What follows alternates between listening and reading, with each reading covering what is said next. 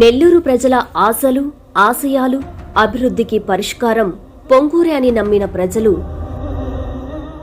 YCP రాక్షస పాలన అంతమొందించడానికి కార్యకర్తలే సైన్యంలా కదిలారు, కలిసి నడిచారు.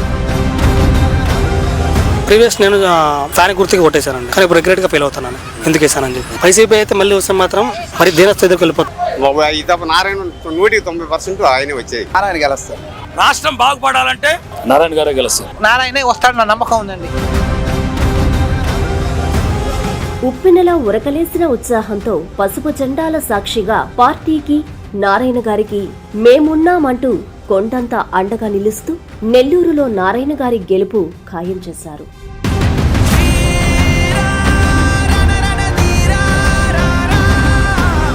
పొంగూరు నారాయణ అనే నేను శాసనం ద్వారా నిర్మితమైన భారత రాజ్యాంగం పట్ల నిజమైన విశ్వాసం, విధేయత చూపుతానని, ఆంధ్రప్రదేశ్ రాష్ట్ర మంత్రిగా అంతఃకరణ శుద్ధితో నిర్వహిస్తానని దైవ సాక్షిగా ప్రమాణం చేస్తున్నాను. మొదటి నుండి నారాయణ గారికి బలం, బలగం కార్యకర్తలే. వారిని నమ్ముకున్నారు.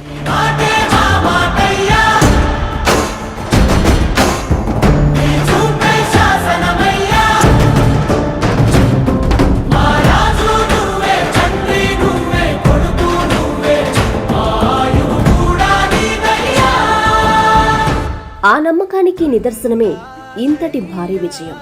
ఆస్తులను, ఆప్తులను పోగొట్టుకుని పార్టీ కోసం నిలబడుతున్న ప్రతి కార్యకర్త బావుండాలనే లక్ష్యంతో తన సంపాదనలో ప్రతి ఏటా 10 కోట్ల రూపాయలు ఖర్చు చేయాలని నారాయణ గారు నిర్ణయించుకొని అమలు చేస్తున్నారు. ఎలక్షన్ అయిన 3వ రోజు చెప్పానండి, నేను కార్యకర్తలకు ఒక 10 కోట్లు, మా ఫ్యామిలీ మెంబర్స్ అందరూ, మా పిల్లలు, మా మిస్సెస్, మా అల్లుళ్ళు అందరూ కలిసి ఫండ్గా తయారు చేయమన్నాను. వాళ్ళ యొక్క ఇన్కమ్ నుంచి వాళ్ళు చేస్తామన్నారు. దాని ద్వారా ఎవరైతే కార్యకర్తలు వాళ్ళకి ఏదైనా హెల్త్ ఇబ్బంది ఉన్నా, పిల్లలు చదువుకున్నా, ఏదైనా వాళ్ళ పెళ్ళిళ్ళు కానిటువంటి ఉన్నా, అటువంటి వాటికి నెల్లూరు సిటీలో ఎవరైతే కార్యకర్తలు ఉన్నారో, కష్టపడి పనిచేశారో వాళ్ళందరినీ ఆదుకోవడం జరుగుతుంది.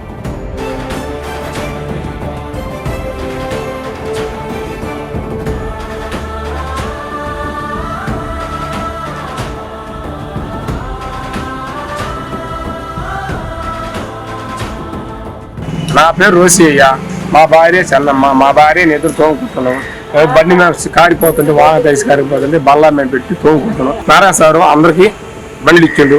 ఆయన పుణ్య వాళ్ళు తోముకు బతుకుతున్నాం. మేము మాకు ఆధారం ఏదీ లేదు స్వామి. ఈ బండి తోముకుంటేనే మాకు మొద్దుబాటు లేక లేదు, బతుకు దూరం ఇదే మాకు.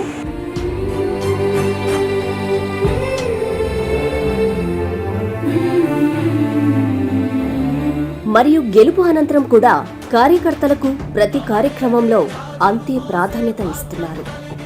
నారాయణ గారి ఆదేశాలతో కార్యకర్తలంతా నెల్లూరు అభివృద్ధి ధ్యేయంగా పెన్షన్ల దగ్గర నుండి పారిశుద్ధ్యం వరకు ముందుండి తమ బాధ్యతగా ఒక సైన్యం వలె కృషి చేస్తున్నారు.